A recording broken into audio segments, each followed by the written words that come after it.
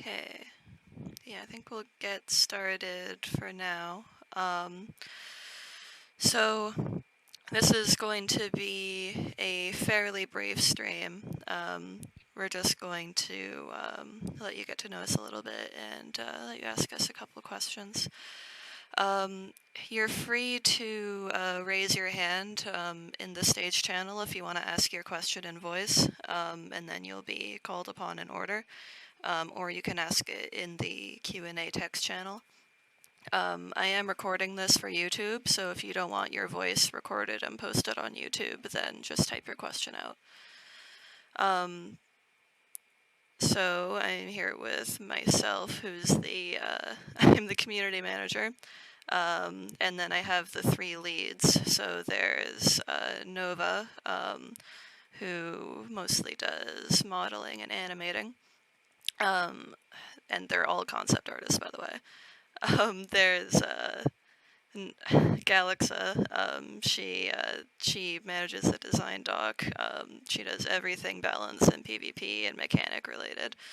And Mod, who's doing all of the map stuff.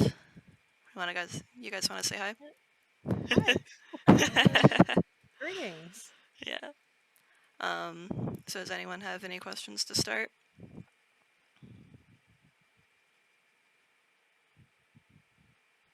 Yep. So Starcatcher, you're free to type them out, or you can raise your hand if you want.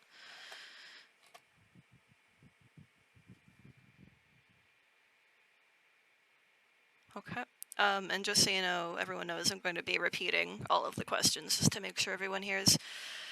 So Starcatcher's first question is, since character progression is going to be tied to diet in the game, how are you going to tackle potential griefing of the in-world items, such as camping an item that might have a long spawn and few spawn locations? Galaxy, you maybe want to get into that Yeah, one a little sure. bit?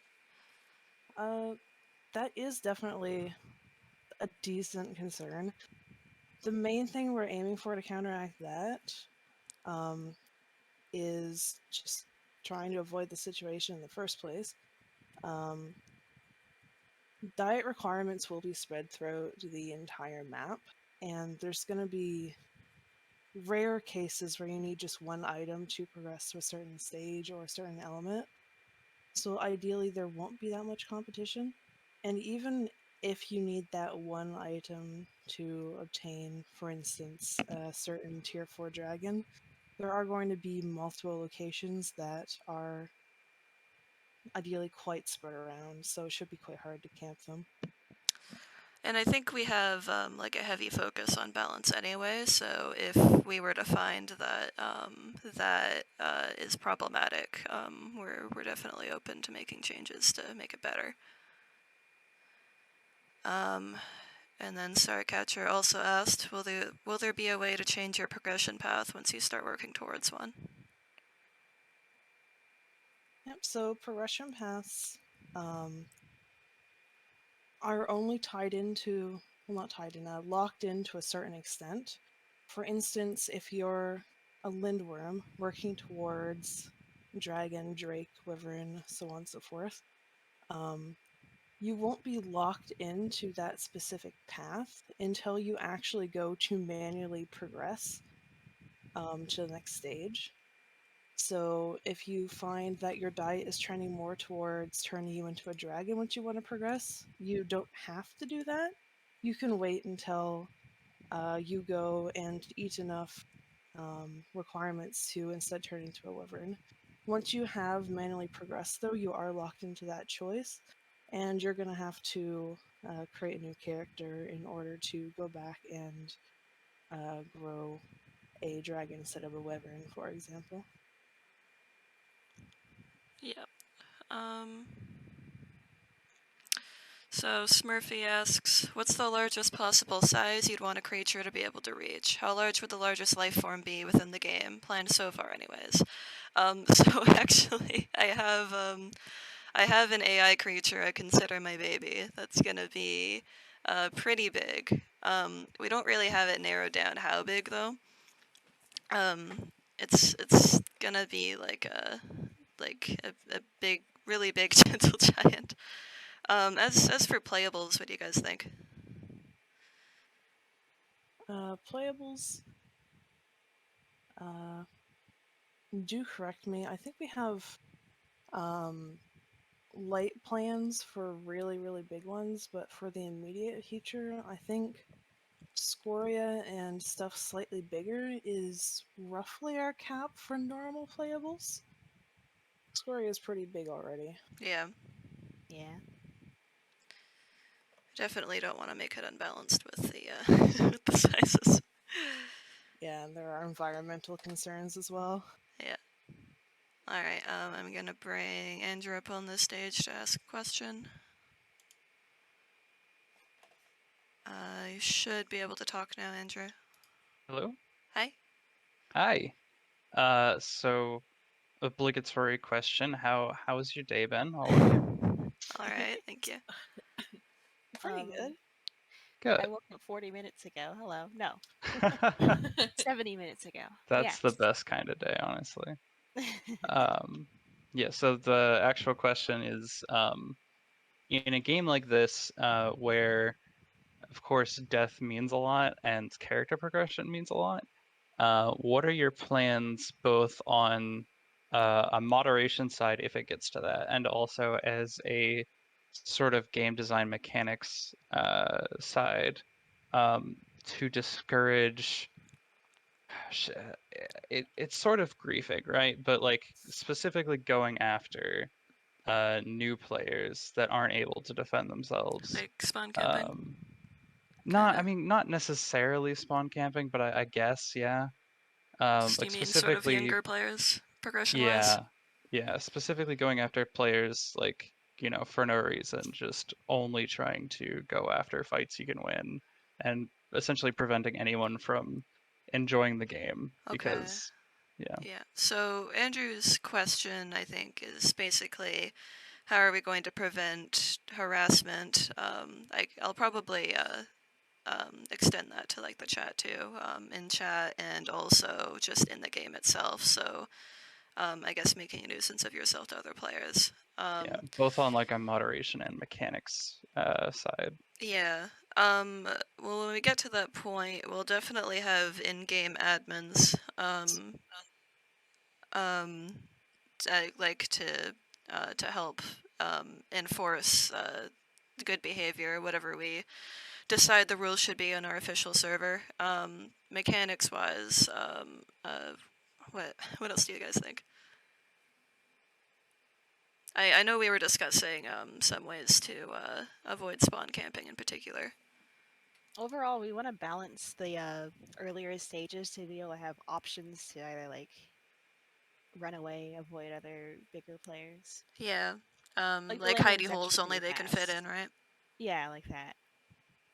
As well as that, hordes, we're thinking about something along the lines like debuffs or simply earlier tiers being harder to find, just to avoid you Yeah. know, raids from bigger guys. Yeah. But So just that's sorry. that's just depending on how we end up balancing it too. Yeah, yeah. So just to make that clear, it's that younger players, their hordes might be harder to find than older players. Yeah, thank you. Does that Well, answer your I mean, question, that's a Andrew? pretty good, yeah, that's a good answer. All right. Yeah, thank you. I'll put you back in the audience. No. Something else we could probably add to that is, we were thinking about adding a travel system for tier 1 players or Lindwyrms to combat griefing. Yeah.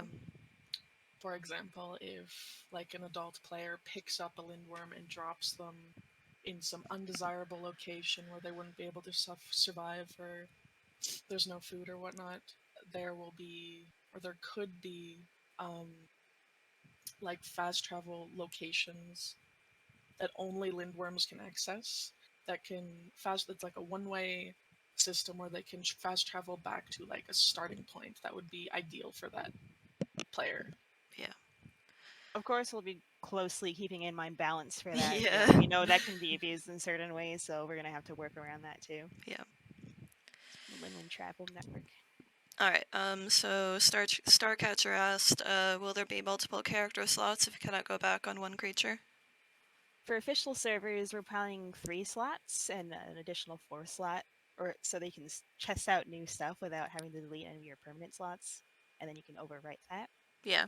Other servers, like community servers, we want them to be more configurable, but that's our estimate right now. Yeah. So three main slots and then an additional sort of test slot. Yeah. And then Mink asked, I can see that some existing creature designs take a lot of inspiration from different animals and aren't traditional dragon designs.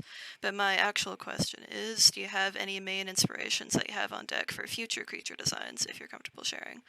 Like for new dragons, which animals are you keen on using as a reference for those new dragons?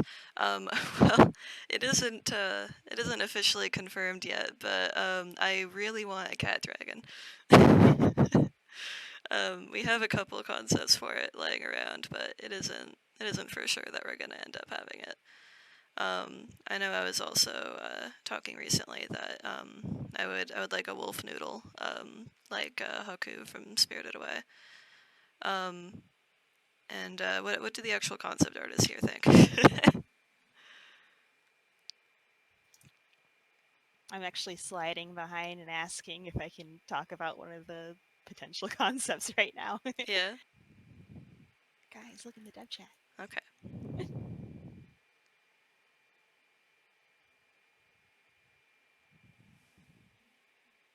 Galaxy, you look at that. I say yes. Yeah, that seems fine. Okay. Seems like cat dragons are popular. We have like a couple of concepts, but nothing that would be settled on. There's a potential concept for a raptor type dragon, like a dinosaur raptor, not a bird raptor. But we'll see. I know the BOB fans here would absolutely hate the idea of a raptor dragon. Oh, feathered raptor also. Yeah. I love feathered raptors. Yeah. Do you guys have anything Oh, to add so do I. for inspirations, like even for past dragons probably, but upcoming dragons too? We only have like 2 that we're 100% sure about, and the next 2 on the roster. Yeah. I don't think they're particularly inspired by a particular animal, except I guess Stone Shell's pretty snake-like, right? That one's by GSO or Galaxa. Yeah. That's also inspired by rocks. Inspired by rocks. Yeah. Alright, I think I'll just move on then. So Petri says, I'm curious if there's any plans for worms that take on a primarily herbivorous diet, such as fruits, nuts, etc., as opposed to, say, insects, fish, etc. So that is one of the main things where the worms will have different diets. So depending on what you choose to eat when you're young, that changes which worm you turn into. And I'm sure we will have herbivorous ones, right? Yeah, definitely. Yeah. I don't think any of the ones we have being made right now are explicitly herbivorous, right? No. Explicitly not right now, no. Yeah. But our diet is going to be based more on balance than necessarily creature design, so we might end up making something herbivorous. But regardless of right now, there will be herbivorous dragons that you can play.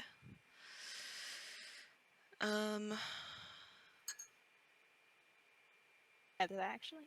Hmm? Not just herbivorous diet, some of them can get pretty specific, like ice claw. Isn't it like a mostly eaten meat and fish eater specifically? Yeah. Some of our current guys are omnivores, basically. Yeah. There could be stuff that's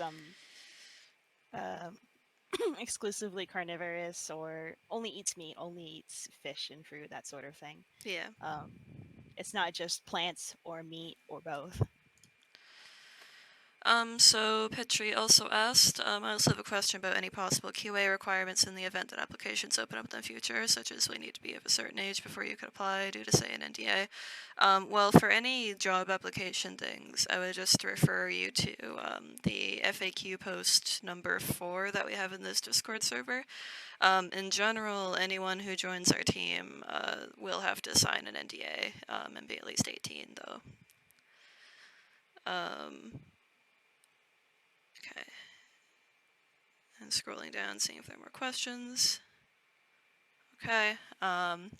So MySpace Mafia says, what are the life cycle expectancies? How long is it expected to take for a player to go from a baby to an adult? I know our goal was for that to not actually be too long. I think Galaxy, you had some information about that, right? Yeah. So, as Neevster said, we don't actually plan for it to take too terribly long, just for quality of life reasons. There is a short wait period on each specific stage right now. Probably somewhere around like half an hour, just for you to have some leeway to get your diet requirements in before you progress. Yeah. So from Lindwyrm tier 1 to tier 3, it's going to be roughly, hour and a half. And then that's if Most of you're the doing bulk, the things to progress. yeah. Can take longer if you're just sitting around chatting, but most of the growth time per species is going to be concentrated into the final stage. So once you reach your evolution to, say, Scoria or Ice Claw, they are going to have different growth times. That's going to scale based on roughly how big and powerful they are. As well as that, survival mode, which is doesn't include items and the like, is going to have a different growth scale than horde mode, most likely. It's going to be longer than that. Okay. MySpace Mafia also asked, you mentioned AI in the game. What will be the role of AI in this game, as well as players? Will AI be as much of a threat as players? Well, obviously, one obvious answer is that they're a food source. But they also do provide threats to the players. What do you guys think about our current AI with how they'll interact with the players? Most of the current AI is pretty passive or neutral. Yeah. I think the closest one to a predator right now is the Arctic Vena, which will hunt down the smaller worms, but also not act more defensively against the larger ones. Yeah. But we do have AI planned who will actively go after you. Oh no. I heard your hands, Mob. I am quite fond of designing AI that I think would be fun to have in the game. I know you have some sharp boys concepted. I do. Ones that would be less than desirable to run across. Yeah. So, I mean, basically, we want AI to provide like playability to the game, regardless of if you've run across players or not. Like we don't want you to just be bored if there aren't any players near you. So they'll provide food sources if you're carnivorous. Some of them might attack you, and then some of them might have just interesting behaviors that will make you interested in looking at them. They might also drop items of interest. Yeah. Play into hoarding. And then MySpace Mafia's last question here. You mentioned your playstyle / in-game decisions contributing to what type of creature you grow into. Are there plans for aquatic / subterranean dragons at this time, or is the main focus right now for Flappy Boys? I know we want water dragons. Yeah. Yeah. Yeah, we definitely have food groups planned that will sort of slot into subterranean or aquatic lifestyles.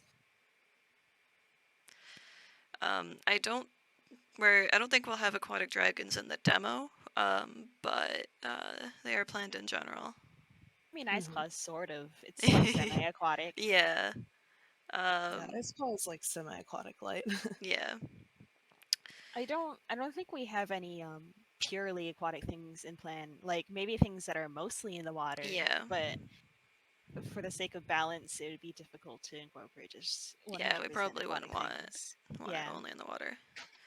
And subterranean, that's a little difficult because then, like, we might need a tunneling mechanic, and that would be pretty difficult to make. I mean, we are interested in caves. So. Yes, caves, yes. But Caves do count as subterranean. yes. But just dragons that stay only subterranean, I don't know. And then scrolling. I see Andrew has a request to speak, but I'm going to see if chat has one more first.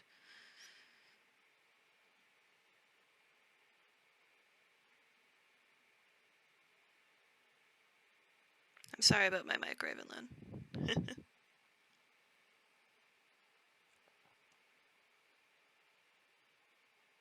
Yeah, Smurfy, I know you're pointed toward the FAQ, but what are the plans on offspring/breeding?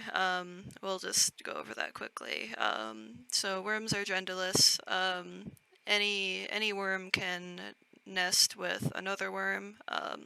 It will hatch as a lindworm, so it won't be a T4 or anything. It will just be a basic lindworm, and then based on its parents, it can have like a boost in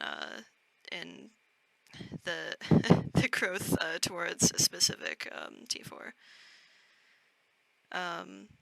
And mixed skins.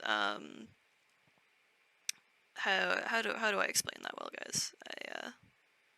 They asked will mixed skins be a thing? Like Well, skins won't be like overlaid in each other or anything like that. yeah. But two skins can make a new skin, or you can inherit a rarer skin from one of your parents. Yeah. Since you It's can. no, you continue. Since you can swap out your skins, there's just a lot of combinations that you can experiment with. Yep. Oh, also, you actually hatch as a nymph, not a Lindwyrm, Yeah. Sorry. which is just a Yeah, tier smaller behind Lindworm. Yeah, a little Lindworm wiggly boy. without light. Yeah. A Though you don't happy spend bappy. It's just a grub. spend Yeah. very long as a wiggly boy. Yeah. We have a picture of a dragon picking up a wiggly boy, don't we? I don't remember. Of a nymph? Yeah. I don't think we have any. It's just the happy bappy emote. That's Oh all. yeah. That's very cute. Nymph was designed by Galaxa. Yeah. It's sort of unrelated, but we also have markings, and markings you'll be able to put on skins as you want. Yep. So I'm gonna bring Andrew on the stage now. Should be able to talk now, Andrew. Hello. Hello. Yeah, so I wanted to ask, I guess specifically for modified, what is your inspiration for map and level design? Like what sceneries do you typically like? Where do you draw that inspiration from? Um,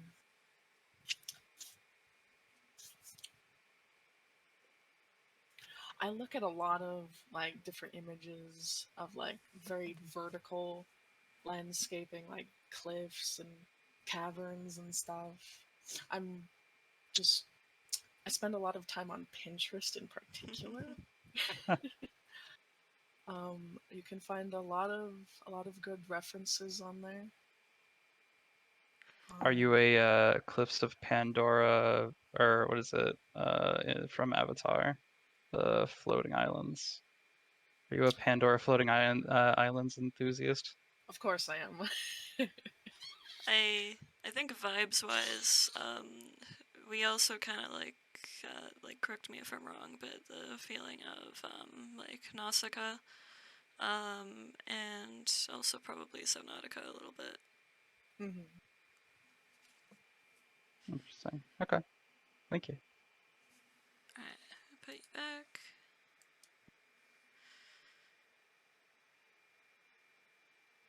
Okay.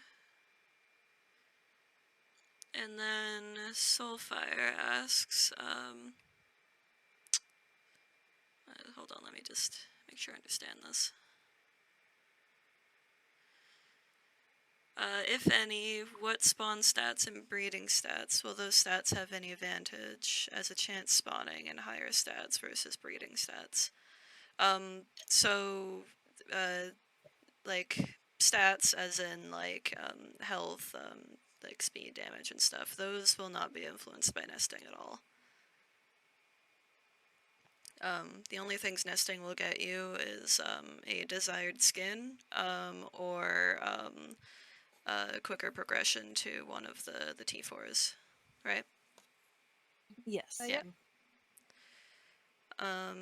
Soulfire, I see your request. I'll approve it in a second. I'm just gonna answer a couple more chat questions. Starcatcher asks, are there any plans to have model collision? If yes, how will wings be handled, as well as server performance? Other games with this enabled tend to have server lag. Still a little up in the air, but Mhm. we are considering like limited model collision, like around the main body. Yeah. For wings, we are thinking about having them if they like a certain part of it, like for example up to the wrists, smacks into something while you're flying, it can slow you down or cause you to crash, depending Yeah. on your momentum as well. Yeah. Personally, I feel like a survival game like this, you kind of need at least some collision so you don't just stand inside someone. Yeah. We shall see though Yeah. how that works out. The continuation to that was, if model collision is planned, how do you plan on handling large creatures, trapping smaller creatures against terrain? Oh I man, think that's definitely the kind of thing we have to think about. I think we'll just have to review that in QA, Yeah, probably. definitely. And as Too for the early to server say. like parts, like our coder isn't here, so we don't have a way to answer that offhand, but just that is something we're gonna take into consideration. So I'm gonna approve Soulfire's request. Soulfire, Huh. you should be on the stage now. Hello. Hello. Oh, so kind of a follow up to my question was: is there certain stats that you can improve, or like how? So when you spawn in, is there a set amount? There should be like for each, I guess.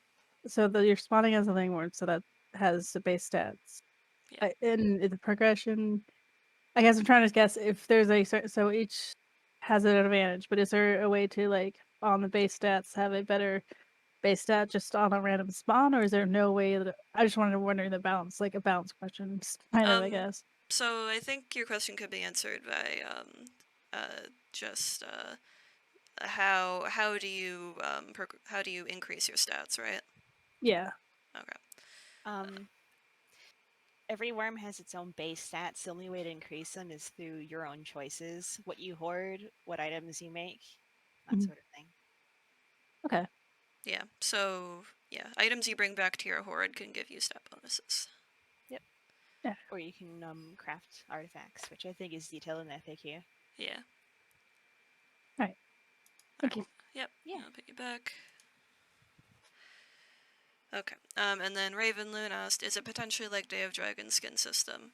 So just to reiterate, anyone who might not know, so DoD's skin system, if I remember, is just there's a percent chance of passing on a certain skin, but there's also percent chances of various mixes of that skin being passed on, as well as the common skins, right?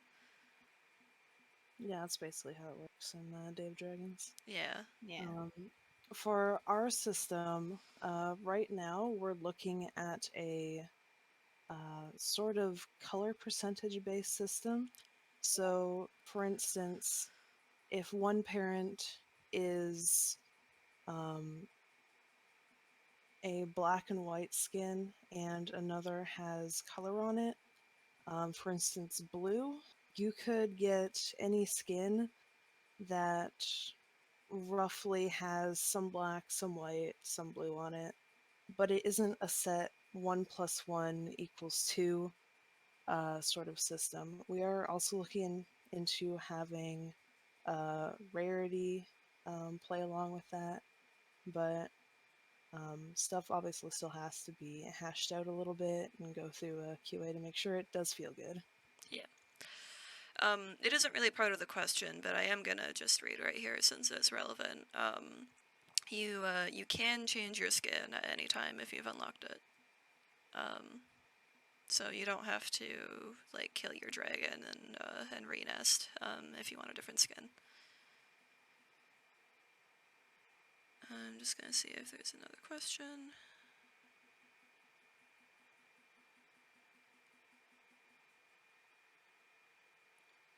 So Ravenloon asks, will you have an in-depth fighting system where things like fire beats ice type of thing, or if things are involved at all, or will it be dragon only based on damage output without outside concepts?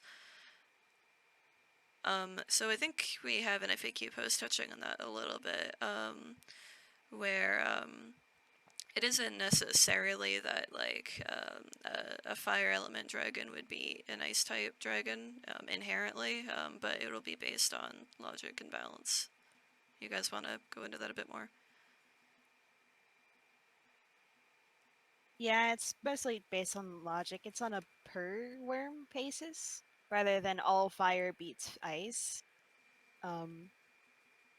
That way, it's actually, I feel like it would be easier to balance.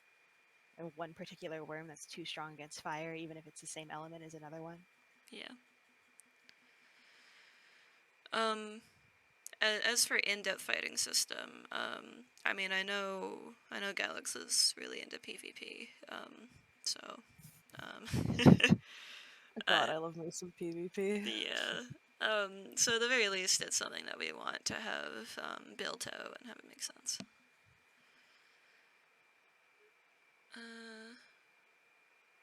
So Smurfy asks, considering every creature has an element, Levendarter equals air, etc., do you guys plan on allowing creatures to switch their elements to a different one? For example, a nymph that grows up into a Levendarter would be able to have the fire element instead of air, and so on. That is interesting, but the elements for the tier 4s are pretty static. Yep. So it isn't a plan right now for you to be able to change your element, because the idea is just that the Levendarter is their element. It's pretty important in its design. And it's also in its playstyle somewhat.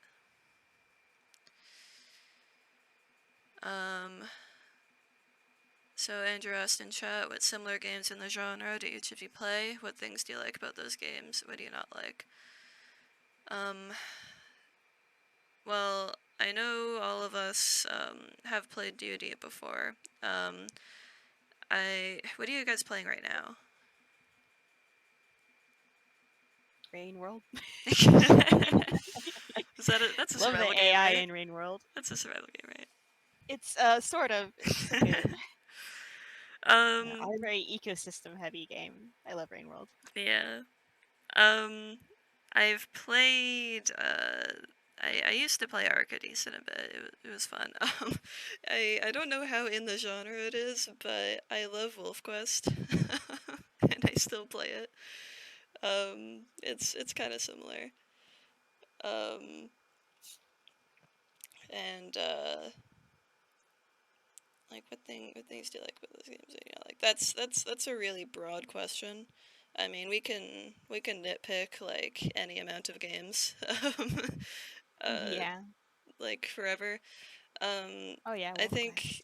think one thing in particular that I could answer just overall is that in creature survival games like this, and even ones that aren't explicitly creature survival like Ark, it's pretty common for you to have to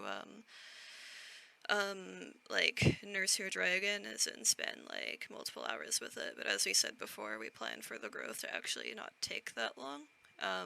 So just we'll be at least different in that way. because like I know a lot of people don't mind, but for some people it can be a bit annoying to have to spend that long to grow a dragon, and then it also might die to PvP, that kind of thing. Yeah. I personally do play a lot of art, Beast of Bermuda, Yeah. some of the Isle nowadays, but I actually tend to prefer Bob more. I'd Not probably. sorry. Sorry. I was Not gonna say I probably I'm so sorry, Neve. continue. I just play like every creature survival game. That's it. That's all I wanted to say. I play quite a few as well. Right now, I play a lot of Path of Titans. Though I do touch on Bob and the Isle on occasion. I can't play it because I'm too scared of it, but I love Subnautica in general. So I just watch people play it. And last thing is, it's not it's not really related to this genre, but I love the dragon game. Golden Treasure is the Great Green. And I'm hoping we can take inspiration from it in some ways. I hope. I have to scroll again.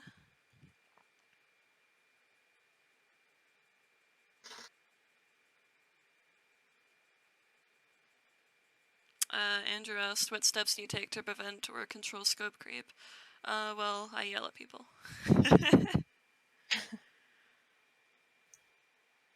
I think at the moment, like we're pretty limited by the demo, which sort of helps us. So we have a pretty solid plan for what's going to be in the demo, and we're not really adding to it. Otherwise, like once we get into developing the full game, we'll probably have to like come up with more solid outlines to make sure that we don't fall prey to scope creep too much. Soulfire asked, do you have plans for a generalist type dragon who could take a couple of elements, but a lower tier, like a mid-tier possible? Well, inherently lower tier dragons don't have a set element. I believe Fire might have been referring to just weaker dragons in general, though. Yeah. Well, either way, you can answer. We are very, very lightly toying around with the idea of a Hydra that could be multiple elements, but it's by no means set in stone.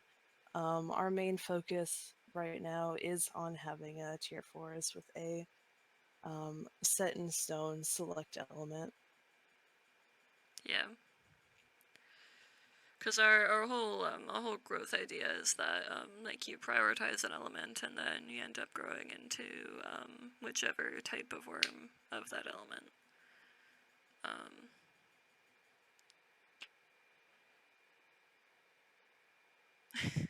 How did it feel having official staff raid your server, lol? Well, it's pretty good. I'm happy to have more people in the Discord server. Yeah. And Starcatcher asked, when you die in your creature, what happens? Do you have to start all over? Is there a penalty to your progression? It depends on your current game mode. So if you're playing the quote-unquote default game mode, Horde mode, you will get reset to the beginning of your current growth stage. So if you die as a Lindwyrm, you're going to be reset to the start of that. If you die as a Fire Elemental Dragon, so Tier 3, you're going to get reset to the beginning of Tier 3. And if you die as a Scoria, you're going to get reset to the beginning of your growth as Scoria. In survival mode, it's pretty much the same as your standard survival game. The entire thing is just kills over.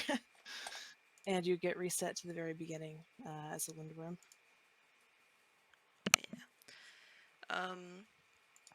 Since Andrew was asking about the map earlier, I'm gonna drop one of our theoretical, like mini biome point of interest concepts,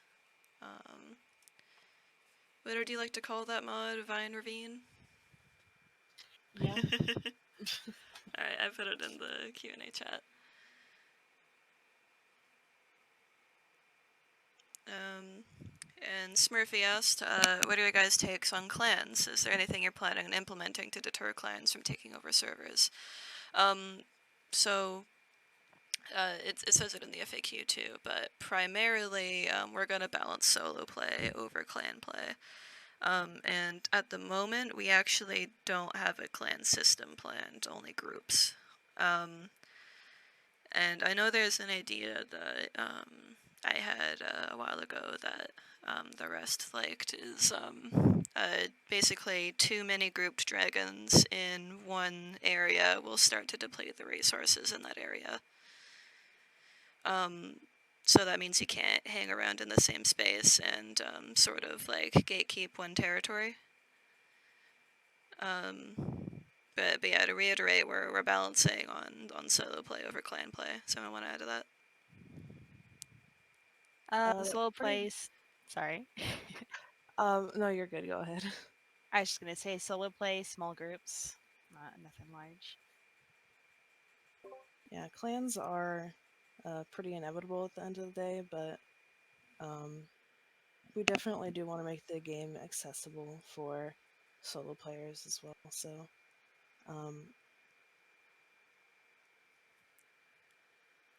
yeah. Okay. So Hawks asked, have any of you ever played Astaria? It's an old school MMO and not a survival game, but it has some cool dragon mechanics. I haven't. Has anyone else? For all of an hour.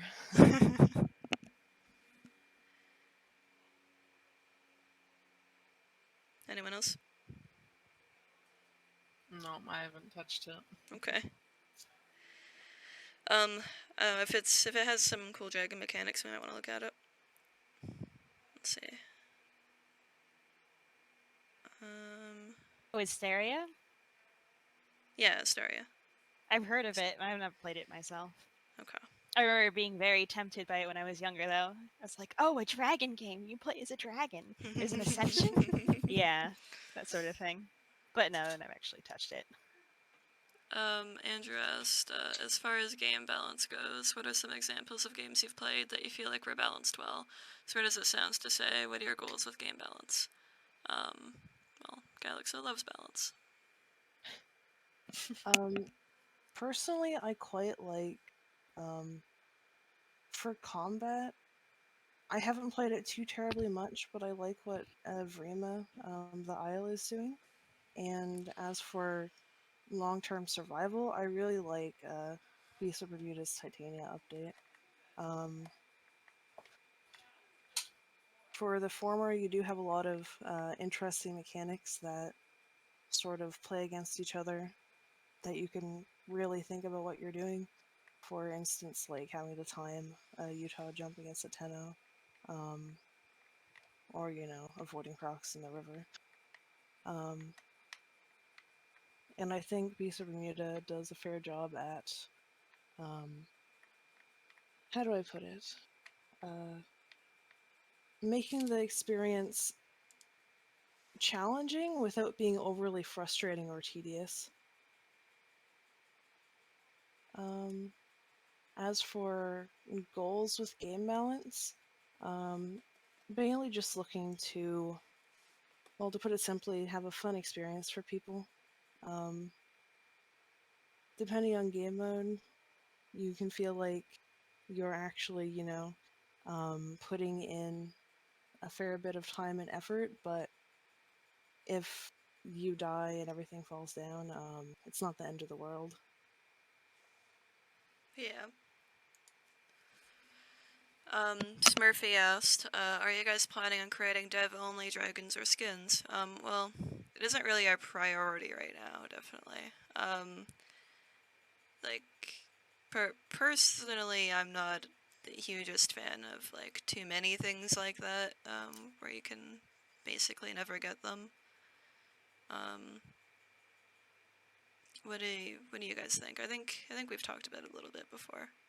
I think too many obtainable exclusives of any kind is really frustrating. Yeah. Speaking as someone who loves getting in early on stuff. Yeah.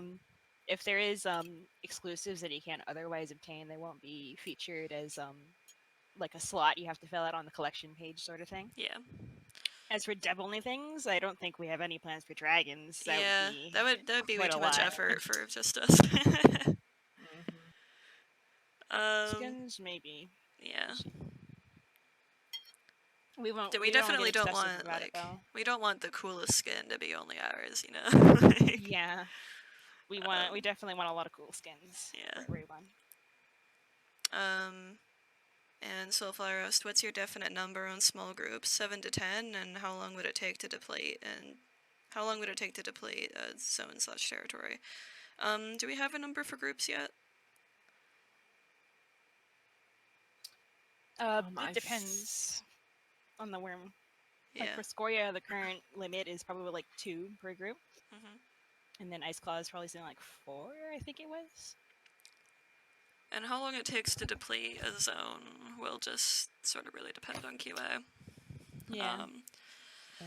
We don't have a Like, set number, and yeah. obviously more players in an area will deplete it faster. Yeah, like we have random numbers, but there isn't really a point in saying them just because we'll sort of have to see how that works in practice.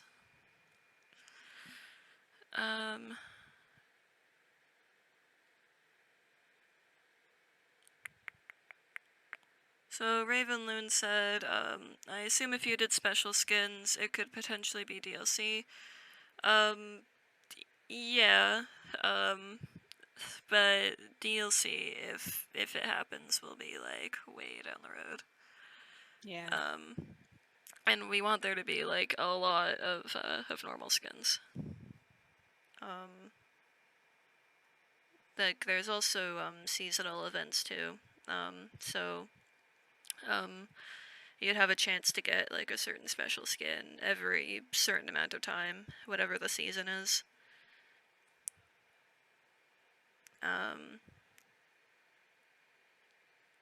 Smurfy asked, I assume you guys plan on releasing on Steam, right? Yeah, that's the plan right now. It's just the easiest. So I've run out of questions for now, but I see some people typing. So I'll see if anyone's gonna ask some more. I'm gonna drop one of our extra things. So who here likes the Levin Darter?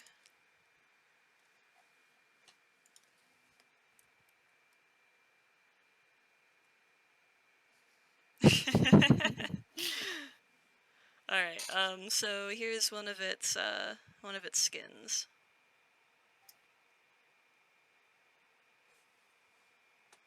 Do we have a name for that one yet? I do not have a name for it. Okay.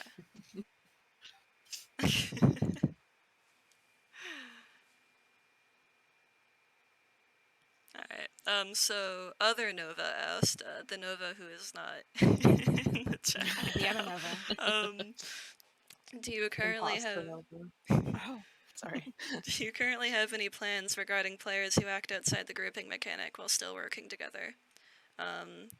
Additionally, it sounds like groups are specific on type of worm. So yeah, that's basically asking about, like, instead of officially grouping, just being in an unofficial group. We do want to implement penalties against mega packing, basically. I think one of them was increased detection or faster resource depletion, right? Yeah. Yeah. And the but I think the question is like, is the resource depletion any amount of dragons in the area, or do they have to be grouped? The current plan is for it to be triggered by any amount of dragons in the area. Yeah. And are groups specific to one type of worm? Any worm can group with any worm. Yeah. But it's like a limit of 2 scorias per group or whatever.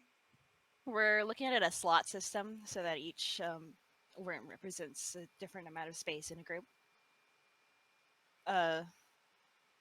I think the slot limit would be where was 20, Yes, where 20. the Scorias are 10. 11 yeah. takes up 3. Yeah. Yeah, group specific slot count per species is obviously still up to balancing. Yeah, definitely.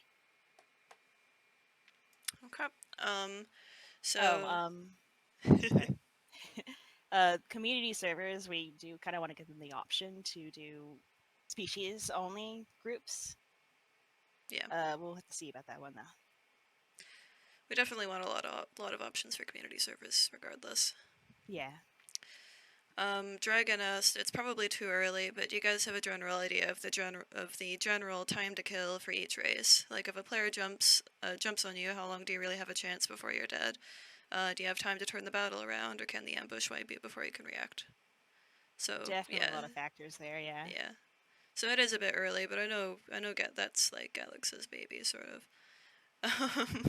Yeah, I would definitely like to strike a middle ground. Yeah, Obviously, there will be worms that focus on ambushing, and there will be worms that focus on surviving. So, um, ideally, we would like to have combat be satisfying without 2 bites and you're dead, or you're chasing each other around in circles for 10 minutes straight.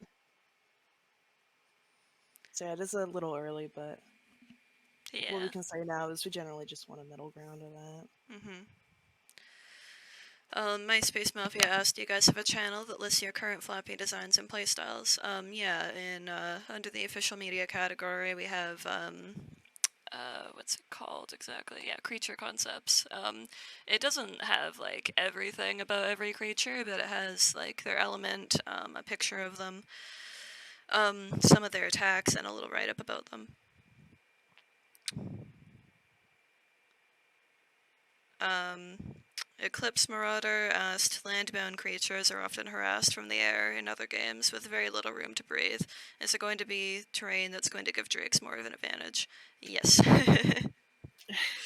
That is a really big thing we want for drakes and general landbound or land inclined worms. I'd like to add like cave systems and like ravines and just like pits that drakes would be able to easily access like around the map. Something that I would like to see, but we'll see how it goes, is in the concept that was posted earlier where it has like vines going over it. It could be something that might hinder flyers, that if they're trying to pursue a drake that goes into these places, it might slow them, or some other effect potentially. Yeah. Anything that breaks line of sight from the air is really good too. Mm-hmm. Keep in mind that most, not all drakes are going to have some sort of climbing ability as well. So they'll also be able to participate in the verticality of the map. Yeah. Some will be better at it than others, though.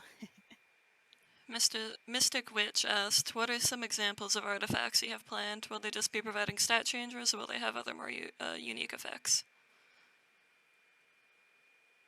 A mix of both, actually. Some artifacts, depending on their rarity, could have, 1 or 2 stats they boost for, a certain amount. And others could provide a completely unique effect, like, obviously, this is just an example, not set in stone. This is going to happen, but inflicting a certain type of elemental damage on your attacks, or like adding bleed or something along those lines. Yeah. Sorry, I was AFK for a second, so I didn't hear any of that. Did you say any specific ones we have planned right now? We could probably Not anything mention like specifically. Everything is kind of up in the air. up in the air. Yeah. Yeah. We definitely like some of them to look like nice, like a cool little trinket. Oh yeah. Um, I'm just scrolling for more questions. I'm glad some of you in chat are excited.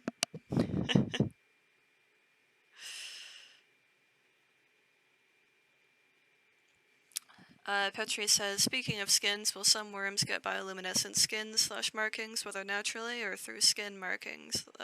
Skin / marking unlocks. We definitely want bioluminescent skins and or markings in some capacity. Mm-hmm. They will probably be quite rare, but they are quite pretty, and we definitely want to make those available. If we do, I believe we were considering the idea of being able to toggle your glow, but I'm not sure how much that'll pan out. Mm-hmm. And then they also asked, what kind of skin / marking mutations do you guys plan, if any, currently, such as albino, melanistic, piebald, or even go as far as, how do you say that, chimerism? And will aforementioned mutations be permanently unlocked once you get them, or exclusive to nesting? Well, we've shown a couple markings, maybe just one. I think in Misc Concepts, or no, not Misc Concepts. Is it in the locomotion video, guys? I think. Yeah, locomotion video, and you can also scroll up in progress reveals with it. You see the white scoria. That's one of them. Yeah, so white is one of them. And then did locomotion have piebald or no? Yeah, pretty sure I it did. think towards the end. Yeah. So we do have those two confirmed. And I think we even have a bunch concepted. Like one of them is socks. That one's in the FAQ actually. Yeah. So is piebald actually on scoria. Yeah. So socks, just like little markings on the legs. And as for permanently unlocking them, it's the same for skins, right? Yeah, Just basically you unlock it's them the once you same get them. for skin. Yeah. So if you get nested in and you happen to proc the chance for a mutation to happen, you're going to permanently unlock that, and your parent is also going to permanently unlock that. Mm-hmm. So I'm gonna finish up the questions here, but just so you guys know, we're coming up on an hour, so we're probably gonna start wrapping up. Smurfy said, you guys mentioned multiple game modes earlier. What do you plan on doing if one game mode completely takes over and the other is left playerless?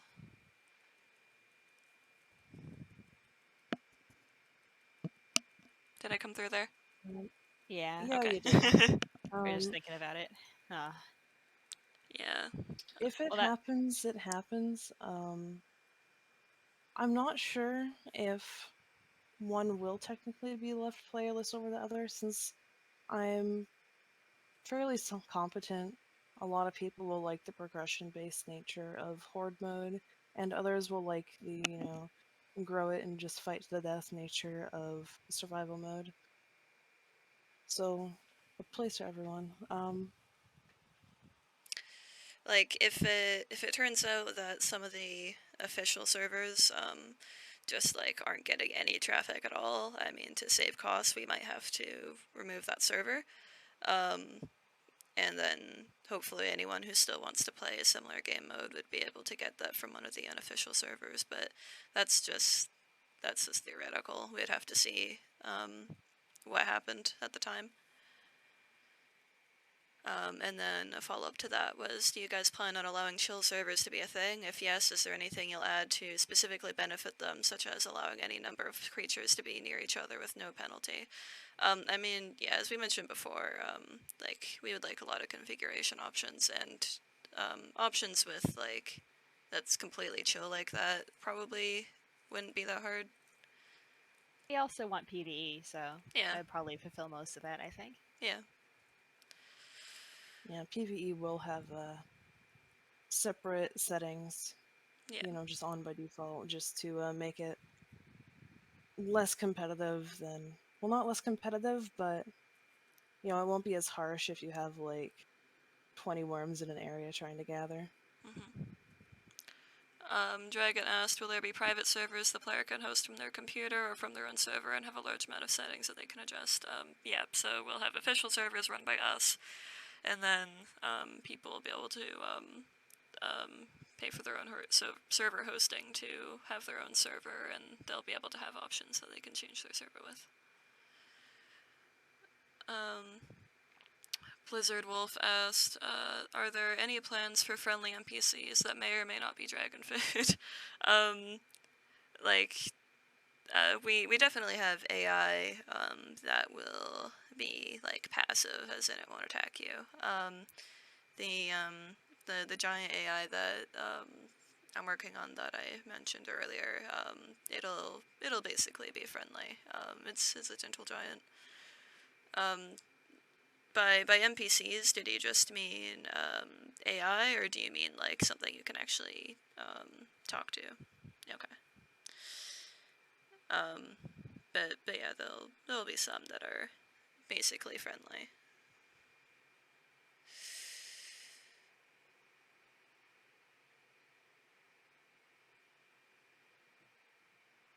All right. Anyone else have any other questions before we go?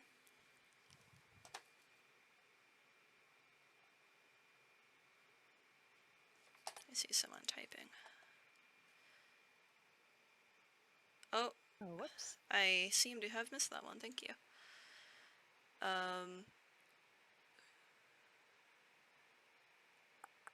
So if there are, I assume if there are some worms that focus on ambushing brawler types, etc., would there be some that are like trackers? I think Iceclaw had a little bit of a like a tracker vibe, right?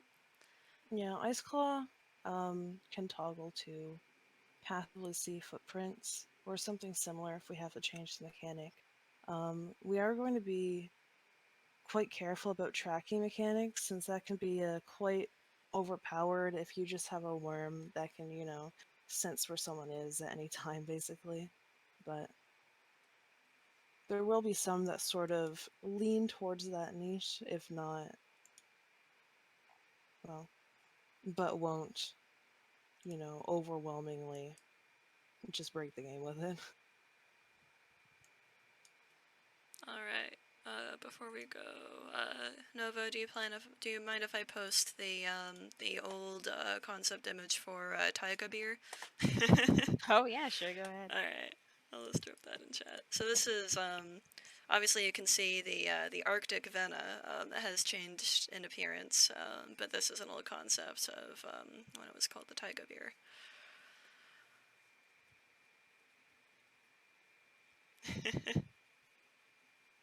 Yeah, swoop.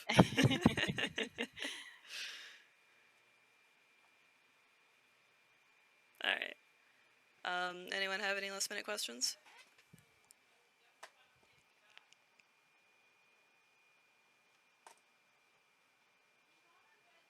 Okay.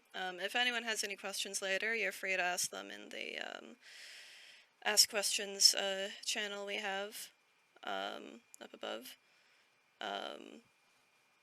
Thank you everyone for coming. This is going to be put on YouTube, hopefully, if nothing went wrong with the recording.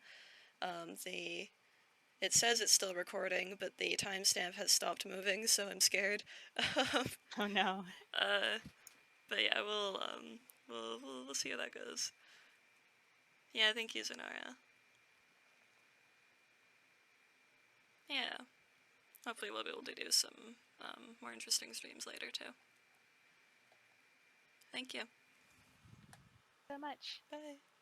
Goodbye. Bye-bye. Have a good one,